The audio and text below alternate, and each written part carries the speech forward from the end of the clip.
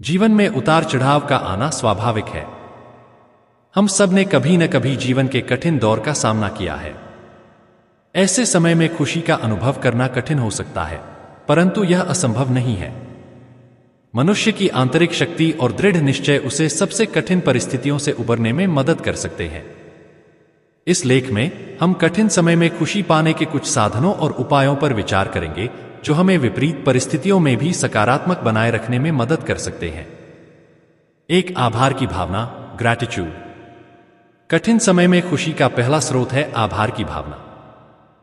हम अक्सर अपने जीवन में उन चीजों पर ध्यान केंद्रित करते हैं जो हमारे पास नहीं है, और इससे हमारी मानसिक स्थिति नकारात्मक हो जाती है।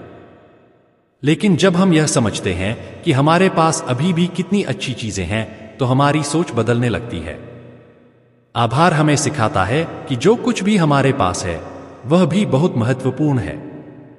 आभार का अभ्यास करने के लिए हर दिन कुछ समय निकालें और उन 3 चीजों के बारे में सोचें जिनके लिए आप आभारी हैं। इससे आपका ध्यान समस्याओं से हटकर सकारात्मक चीजों पर केंद्रित होगा। 2, माइंडफुलनेस और ध्यान, माइंडफुलनेस एंड मेडिटेशन। कठिन समय में माइंडफुलनेस और ध्यान बहुत सहायक हो सकते हैं। माइंडफुलनेस का अर्थ है वर्तमान क्षण में पूरी तरह से उपस्थित होना और अपने विचारों, भावनाओं और शारीरिक संवेदनाओं को बिना जज किए महसूस करना। ध्यान का अभ्यास आपको मानसिक शांति और स्पष्टता प्रदान कर सकता है। नियमित ध्यान आपके तनाव को कम करता है और आपको जीवन की कठिनाइयों से लड़ने के लिए मानसिक रूप से तैयार करता है। जब आप ध्यान करते हैं तो आपका मन शांत होता है और आप अपने भीतर एक गहरी संतुष्टि का अनुभव करते हैं। यह संतुष्टि और शांति आपको कठिन समय में खुशी का अनुभव करने में मदद कर सकती है। 3, सकारात्मक सोच, पॉजिटिव थिंकिंग। सकारात्मक सोच कठिन समय में खुशी पाने का एक महत्वपूर्ण साधन है। जब हम समस्याओं का सामना करते हैं तो नकारात्मकता हमें घेरने लगती है और हम भविष्य को लेकर आशावादी नहीं रहते। परंतु अगर हम हर समस्या में एक अवसर देखना शुरू करें और हर कठिनाई को एक नई सीख माने, तो जीवन में खुश रहना संभव हो जाता है। सकारात्मक सोच हमें यह समझने में मदद करती है कि हर कठिनाई के बाद एक अवसर आता है। इसके लिए हमें अपने दिमाग में सकारात्मक विचारों का बीजारोपण करना चाहिए और नकारात्मक विचारों को कम महत्व देना चाहिए। 4, संपर्क और समर्थन, कनेक्शन एंड सपोर्ट। कठिन समय में दूसरों के साथ जुड़ना और उनका समर्थन प्राप्त करना बेहद आवश्यक होता है। जब हम अकेले होते हैं तो हमारी समस्याएं हमें और भी बड़ी लगने लगती हैं, परंतु जब हम अपने प्रियजनों के साथ होते हैं तो हमें एक भावनात्मक सहारा मिलता है। हमें अपनी भावनाओं और समस्याओं को साझा करने से नहीं कतराना चाहिए। मित्रों, परिवार और विश्वासपात्र लोगों से बातचीत करना और उनसे समर्थन प्राप्त करना कठिन समय को सहन करना आसान बनाता है। इन संबंधों में भावनात्मक नजदीकी हमें अंदर से मजबूत बनाती है और हमें यह एहसास कराती है कि हम अकेले नहीं हैं। 5, स्वास्थ्य का ख्याल रखना, टेकिंग केयर ऑफ हेल्थ। शारीरिक और मानसिक स्वास्थ्य का सीधा संबंध हमारी खुशी से होता है। कठिन समय में अक्सर हम अपने स्वास्थ्य का ध्यान नहीं रखते, जिससे हमारी स्थिति और भी खराब हो सकती है। नियमित व्यायाम, संतुलित आहार और पर्याप्त नींद लेना बहुत आवश्यक होता है। योग और ध्यान जैसी गतिविधियां मानसिक शांति और शारीरिक स्वास्थ्य दोनों के लिए फायदेमंद होती हैं। जब हम शारीरिक रूप से स्वस्थ होते हैं तो मानसिक रूप से भी हम अधिक मजबूत और स्थिर महसूस करते हैं। इसीलिए कठिन समय में भी अपने स्वास्थ्य का ध्यान रखना न भूलें। 6, स्वयं को समय देना, self compassion and personal time. कठिन समय में खुद को समय देना और अपनी जरूरतों का ख्याल रखना भी अत्यंत आवश्यक होता है। कई बार हम अपने आप को लेकर बहुत कठोर हो जाते हैं और अपनी असफलताओं को लेकर निराश होते हैं। लेकिन हमें यह समझना चाहिए कि कठिनाइयां जीवन का हिस्सा हैं और हर इंसान गलतियां करता है। आत्मसहानुभूति का अभ्यास करके हम अपने साथ अधिक दयालु और सहनशील बन सकते हैं। स्वयं को माफ करना और अपने आप से प्यार करना हमें मानसिक शांति और आंतरिक खुशी का अनुभव कराता है। 7, छोटी छोटी खुशियों का आनंद लेना, अप्रिशिएटिंग स्मॉल जॉयज। कई बार हम जीवन में बड़ी खुशियों का इंतजार करते रहते हैं और छोटी छोटी खुशियों को नजरअंदाज कर देते हैं। लेकिन जीवन में असली खुशी उन्हीं छोटे छोटे पलों में छिपी होती है। चाहे वह सुबह की ताजा हवा हो, चाय का एक प्याला हो या किसी मित्र के साथ बिताया गया समय हो, इन पलों में भी हम खुशी पा सकते हैं। कठिन समय में भी हमें इन छोटी छोटी चीजों का आनंद लेना सीखना चाहिए।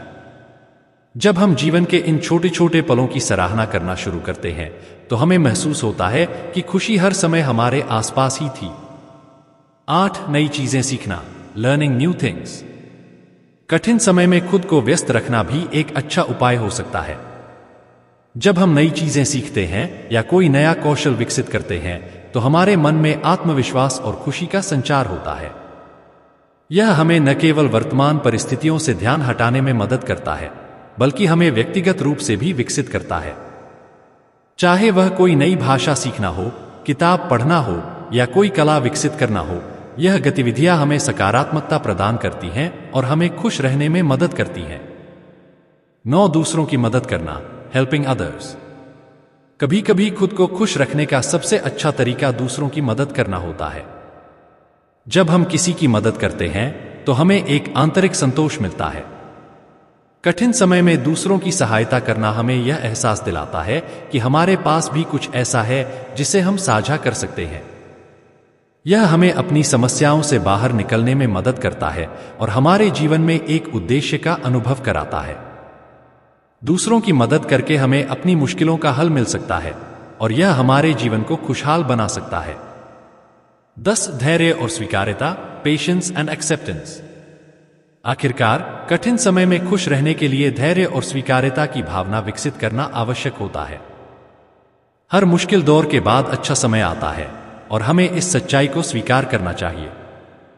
जीवन में ऐसी चीजें होती हैं जिन्हें हम नियंत्रित नहीं कर सकते और उन्हें स्वीकार करना ही हमें मानसिक शांति देता है।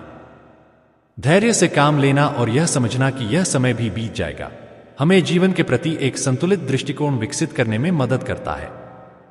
जब हम चीजों को वैसा ही स्वीकार कर लेते हैं जैसा वे हैं तो हम मानसिक रूप से स्वतंत्र और खुश महसूस करते हैं। निष्कर्ष, कठिन समय में खुशी पाना चुनौतीपूर्ण हो सकता है लेकिन यह असंभव नहीं है। आभार, माइंडफुलनेस, सकारात्मक सोच और संबंधों का सहारा हमें इस कठिन दौर से न केवल गुजरने में मदद करता है बल्कि हमें और भी मजबूत और खुशहाल बनाता है। कठिनाइयों को जीवन का एक हिस्सा मानकर हमें अपने आंतरिक शक्ति के स्रोतों की ओर ध्यान देना चाहिए ताकि हम विपरीत परिस्थितियों में भी खुश रह सकें। कर्मण्येवाधिकारस्ते मा फलेषु कदाचन मा कर्मफलहेतुर्भूर्मा ते संगोस्त्व कर्मणि। अर्थ, तुम्हारा अधिकार केवल कर्म करने में है, फलों में नहीं। इसलिए तुम कर्मों के फल के लिए मत सोचो और न ही कर्म न करने में तुम्हारी प्रवृत्ति हो। जीवन में बदलाव। यह श्लोक हमें यह सिखाता है कि हमें अपने कर्तव्यों का पालन बिना किसी परिणाम की चिंता किए करना चाहिए। जब हम फल की चिंता छोड़कर अपने कर्मों में लगे रहते हैं तो हम मानसिक शांति और स्थिरता पा सकते हैं। यह दृष्टिकोण हमें निराशा और तनाव से मुक्त करता है और सफलता को प्राप्त करने की संभावना बढ़ाता है। 2 योगस्थ कुरु कर्माणि संगं त्यक्त्वा धनंजय सिद्धि सिद्ध्योः समो भूत्वा समत्वम योग उच्यते। अर्थ, हे धनंजय, अर्जुन, योग में स्थिर होकर कर्म करो और आसक्ति को त्यागो। सफलता और असफलता में समान रहो, यही समत्व योग कहलाता है। जीवन में बदलाव। यह श्लोक हमें सिखाता है कि हमें सफलता और असफलता में समान रहना चाहिए। जब हम परिणामों से असंबद्ध होकर कर्म करते हैं तब हम सच्चे योगी बनते हैं। यह हमें मानसिक संतुलन और स्थिरता देता है जिससे हम जीवन में आने वाली कठिनाइयों का सामना करने में सक्षम होते हैं। 3 विद्या विनयसंपन्ने ब्राह्मणे गवी हस्तिनि शुनि चैव श्वपाके च पंडिता समदर्शिन। अर्थ, विद्या और विनय से संपन्न ब्राह्मण, गाय, हाथी, कुत्ता और श्वपाक, चांडाल में ज्ञानी व्यक्ति समान दृष्टि रखता है। जीवन में बदलाव। यह श्लोक हमें सिखाता है कि हमें सभी जीवों को समान दृष्टि से देखना चाहिए। जाति, रंग या सामाजिक स्थिति के आधार पर किसी के साथ भेदभाव नहीं करना चाहिए। यह समदर्शिता हमें समाज में एकता और प्रेम की भावना को प्रोत्साहित करने में मदद करती है। 4 नत्वेवाह जातु नासन नत्व नेमे जनाधिपा न चैव न भविष्यम सर्वे वयमतः परम। अर्थ, न तो मैं कभी नहीं था न तुम, नहीं ये राजा, और न ही हम भविष्य में कभी नहीं रहेंगे। हम सदा ही अस्तित्व में रहेंगे। जीवन में बदलाव। यह श्लोक हमें यह सिखाता है कि आत्मा अनश्वर है। यह जन्म और मृत्यु से परे है। इस ज्ञान से हमें जीवन के संघर्षों से ऊपर उठने की शक्ति मिलती है। मृत्यु के भय से मुक्त होकर हम अपने कर्तव्यों का पालन कर सकते हैं। 5 वासांसी जीर्णानि यथा विहाय नवानि गृह्णाति नरोप्राणि तथा शरीराणि विहाय जीर्णा अन्यानि संयाति नवानि देहि। अर्थ, जिस प्रकार मनुष्य पुराने वस्त्रों को त्याग कर नए वस्त्र धारण करता है, उसी प्रकार आत्मा पुराने शरीरों को त्याग कर नए शरीर धारण करती है। जीवन में बदलाव। इस श्लोक से हम यह समझते हैं कि शरीर नश्वर है, परंतु आत्मा अमर है। यह ज्ञान हमें मृत्यु के डर से मुक्त करता है और जीवन को एक नया दृष्टिकोण प्रदान करता है। हम अपने कर्मों पर ध्यान केंद्रित कर सकते हैं और अनासक्त होकर जी सकते हैं। 6 यदा यदा ही धर्मस्य ग्लानिर्भवति भारत अभ्युत्थानमधर्मस्य तदात्मानं सृजाम्यहम्। अर्थ, हे भारत, अर्जुन, जब जब धर्म की हानि होती है और अधर्म की वृद्धि होती है, तब तब मैं स्वयं का अवतार लेता हूं। जीवन में बदलाव। यह श्लोक हमें यह विश्वास दिलाता है कि जब भी संसार में अधर्म की वृद्धि होती है, तब भगवान स्वयं अवतार लेते हैं और धर्म की पुनर्स्थापना करते हैं। यह श्लोक हमें यह आश्वासन देता है कि ईश्वर हमेशा सत्य और धर्म के पक्ष में होते हैं और हमें भी धर्म के मार्ग पर चलने के लिए प्रेरित करता है। 7 परित्राणाय साधूना विनाशाय च दुष्कृताम धर्म संस्थापनार्थाय संभवामि युगे युगे। अर्थ, साधुजनों की रक्षा और दुष्टों के विनाश के लिए और धर्म की पुनर्स्थापना के लिए मैं युग युग में अवतार लेता हूं। जीवन में बदलाव। यह श्लोक हमें यह सिखाता है कि भगवान धर्म और सत्य की रक्षा के लिए समय समय पर अवतार लेते हैं। इससे हमें यह प्रेरणा मिलती है कि जब भी हमारे जीवन में कठिनाइयां आती हैं, हमें धैर्य और विश्वास बनाए रखना चाहिए, क्योंकि ईश्वर हमेशा हमारे साथ होते हैं। 8 दोखेष्वनुद्विग्नम्ना सुखेषु विक्तस्पृह वीतराग भय क्रोध स्थित धीर मुनिरुच्यते। अर्थ, जो व्यक्ति दुखों में विचलित नहीं होता, सुखों में आसक्त नहीं होता और जिसे राग, भय और क्रोध का त्याग हो गया है, वह स्थित प्रज्ञ कहलाता है। जीवन में बदलाव। यह श्लोक हमें सिखाता है कि सच्चा योगी वही है जो दुख और सुख में समान भाव रखता है। राग, भय और क्रोध से मुक्त होकर हम एक स्थिर बुद्धि वाले व्यक्ति बन सकते हैं। यह श्लोक हमें मानसिक संतुलन और शांति प्राप्त करने की प्रेरणा देता है। 9 अह सर्वस्य प्रभो मत्तः सर्वं प्रवर्तते इति मत्वा भजन्ते मां बुधा भाव समन्विता। अर्थ, मैं ही समस्त सृष्टि का कारण हूं, मुझसे ही सब कुछ प्रवर्तित होता है। इस प्रकार समझने वाले ज्ञानी जन मेरी भक्ति में लग जाते हैं। जीवन में बदलाव।